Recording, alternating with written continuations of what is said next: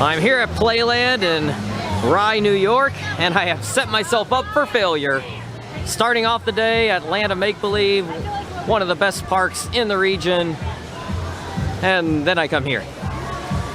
This is gonna be a coaster grab. And one coaster is closed, and another one I'm not allowed to ride. I already knew about the one I'm not allowed to ride, but the Zamperla Flyer is closed. So hopefully the other three are open.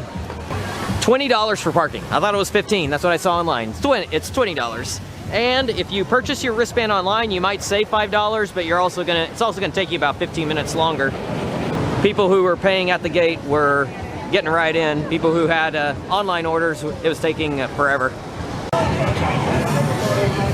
So I waited about 25 minutes to get on Dragon Coaster.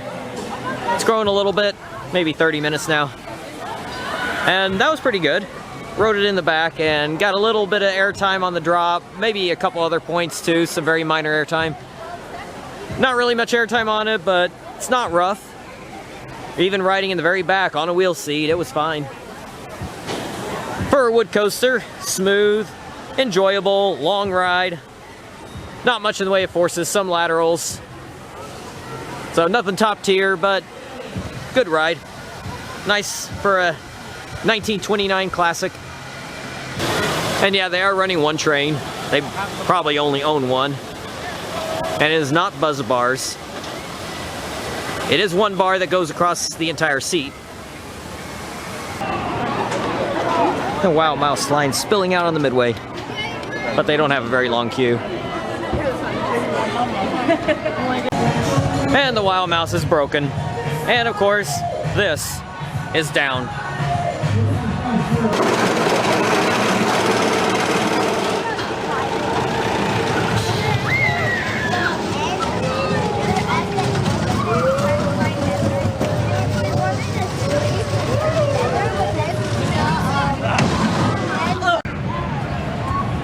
It's a Zamperla kiddie coaster. Basic layout. Just got the dragon's head in the middle there. So I entered kind of at the center of the park, over by Dragon Coaster. Kiddie coaster's going over there. But there is another entrance right here. That's a nice entry plaza here. I like that. And looks like a bunch of kids rides off this direction.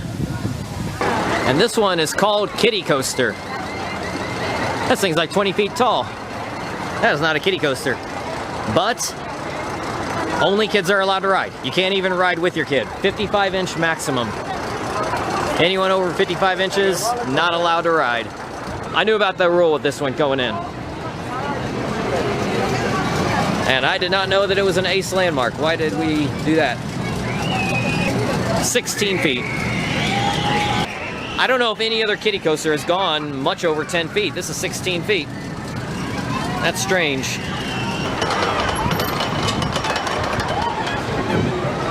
Lots of short train. The one at Camden Park has a longer train. Maybe that's why they have that as a rule. Because if adults were allowed to ride it, only 3 rows per car, that could take forever. That's cool, they have one of those high-speed carousels. They have one of these haunted house things. That's pretty cool. And the line didn't take too long. Might be the best ride at the park. Still waiting.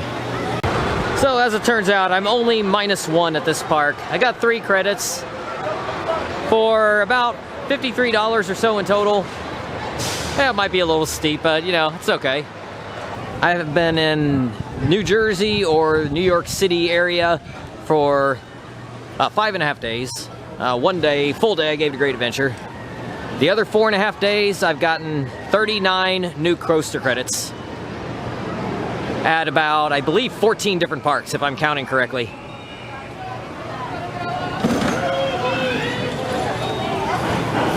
That just tells you how many different parks and how many coasters there are.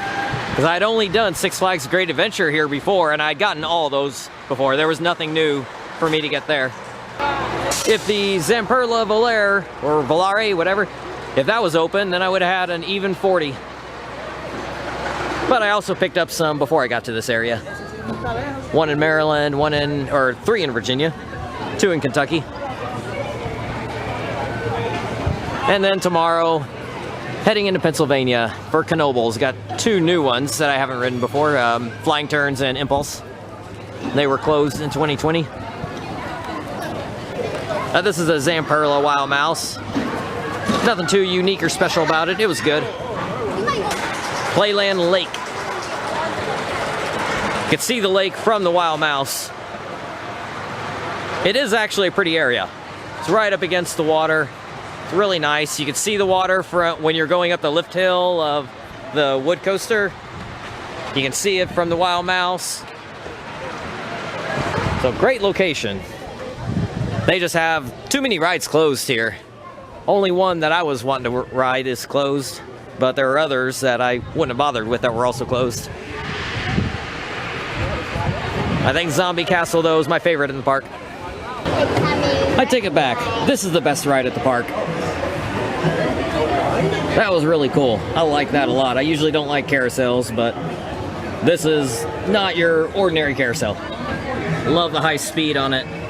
So I might have paid a little more than what I wanted to, but you know what, it's okay. Still got 3 new coaster credits. Wish it was 4, but I know what those rides do. And I do like them, but that's okay. I rode one yesterday at Luna Park. If it wasn't for the $20 parking, I would say this is very reasonable prices. $35 admission, $30 online. Yep, that's not bad at all for this park, I would say.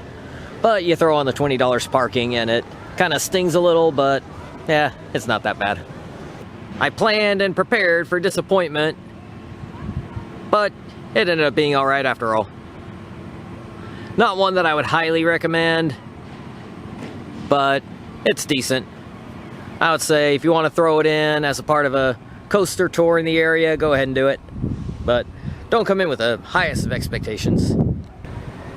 And be prepared for something to be closed. And you can see the dragon head back there.